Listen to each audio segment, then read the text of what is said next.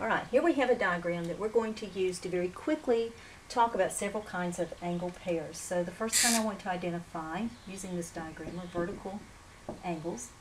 Vertical angles are formed using just two lines. And in this picture, we only have one pair of vertical angles. Angles 4 and 5 are vertical angles. They are formed with two lines, intersecting lines, and they are on opposite sides of the intersection.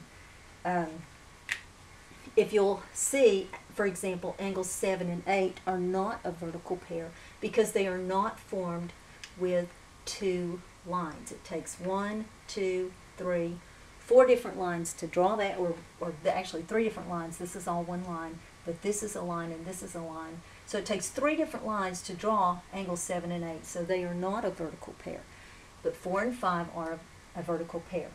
Now we also have linear pair angles in this picture.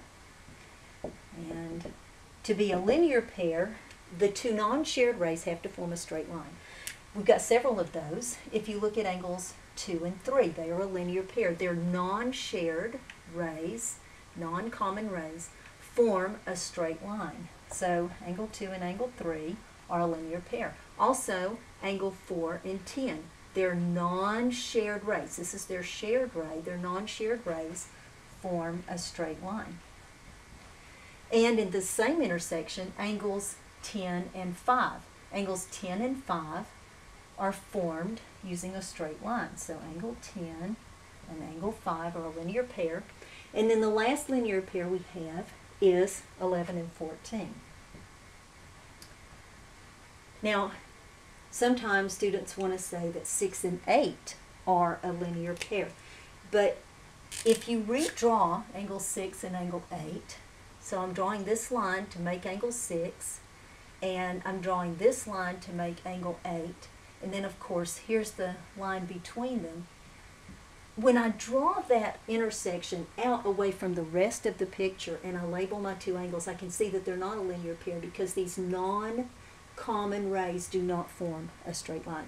Anytime you're confused about an angle pair, you should redraw it away from the picture on its own so that you can see what the true relationship is. Now, let's talk about angle pairs with parallel lines. So we have 3 parallel lines in this picture. And we have angle pairs whenever we have parallel lines cut by a transversal. So let's look at these 2 parallel lines first and this transversal, and let's see if we have any alternate interior angles. Alright, so these 2 parallel lines, this transversal, to be an alternate interior angle, the angles have to be inside. 1 and 2 are inside, but they also have to alternate about the transversal. So that means they have to be on opposite sides of the transversal. Well, 1 and 2 are not on opposite sides of that transversal. Now, if we look at this transversal with these 2 parallel lines, then we also have 2 interior angles. 9 and 7 are both interior angles, but they are not on opposite sides of this transversal. 9 is above the transversal, and 7 is also above the transversal, so they're not alternate interior. Well, let's look at these 2 parallel lines, and let's first look at this transversal. So with this transversal, 3 and 11 are interior angles, but they're on the same side of the horizontal transversal. So they're not alternate interior angles. But 3 and 14 are, because 3 is below the transversal and 14 is above the transversal. So angles 3 and 14 are alternate interior angles.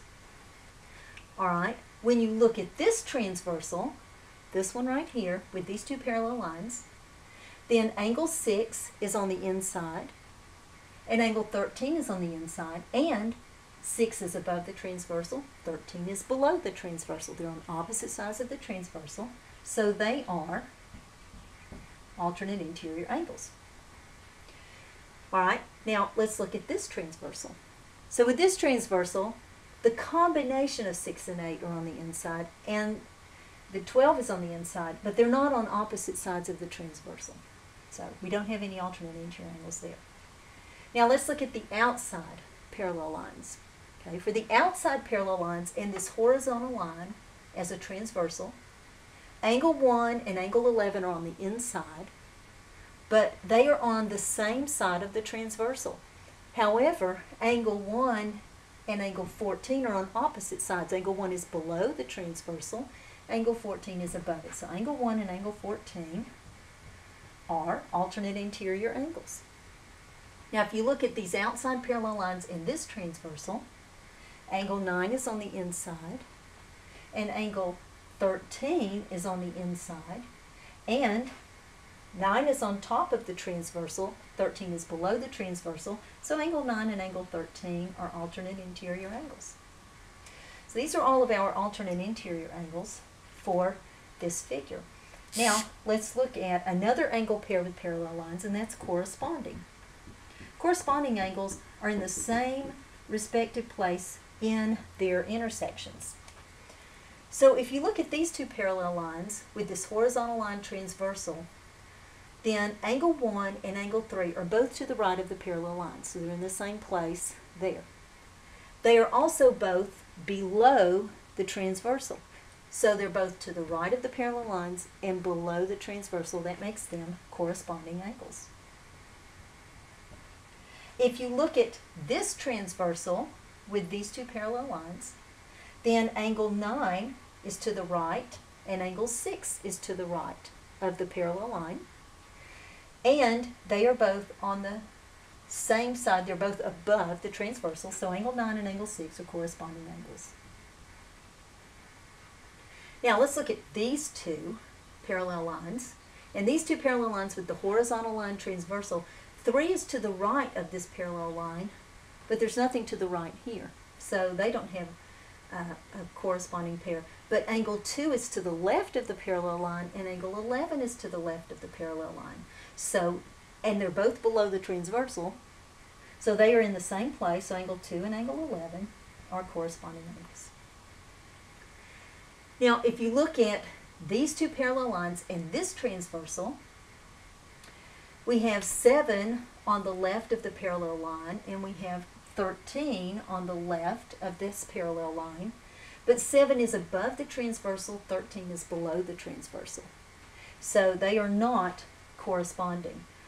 You don't really have, you have an angle pair, well, using that transversal, you have angle 6 on the right-hand side, but you don't have any angles on the right-hand side over here. And then if you take these two parallel lines and you use this transversal, here again you have the 6-8 combination, but you have nothing over here anyway. So there are no corresponding angles with that transversal. Now let's look at the outside parallel lines. So using the outside parallel lines in this horizontal line transversal, we see that 1 is an angle to the right of the parallel line here, but there are no angles to the right of the parallel line here. So no corresponding angles there. And if we look at those outside parallel lines and this transversal right here, then I have 9 to the right of my parallel line here, but again I have no angles to the right of the parallel line right there, so no corresponding angles there. The last angle pair we want to look at are called consecutive interior. Now we could look, there is one other angle pair, alternate exterior angles, but we don't have any of those in this picture. So this will be our final angle pair that we look at, consecutive interior.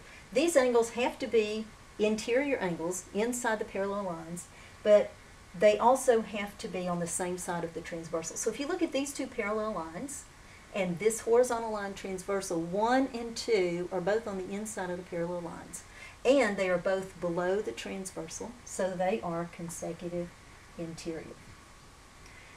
If you look at this transversal, angles 9 and 7 are both inside the parallel lines, and they are both above the transversal, so angle 9 and angle 7 are consecutive interior. Now if you look at these two parallel lines in the horizontal line transversal, angle 3 and angle 11 are both on the inside, and they are both on the same side of the transversal, so 3 and 11 are consecutive interior. If you look at this transversal, then angle 6 is on the inside, and angle 13 is on the inside. They're both inside the parallel lines, but they're on opposite sides of the transversal, so they are not consecutive interior angles. And then if you look at this transversal between these two parallel lines? Well, if 6 and 8 were one angle combination, and 12, they would be consecutive interior, but this would have to be just, one angle to be a consecutive interior angle with 12. All right, so let's look finally at these last two outside, the outside parallel lines, this horizontal line transversal. And with this one, angle 1 and angle 11 are both on the insides of the parallel line, and they are both below the transversal. So angle 1 and angle 11 are consecutive interior. If you look at this transversal right here, then angle 9 is on the inside, angle 13 is on the inside, but they are on opposite sides of the transversal. 9 is above it, 13 is below it, so they are not a consecutive interior pair.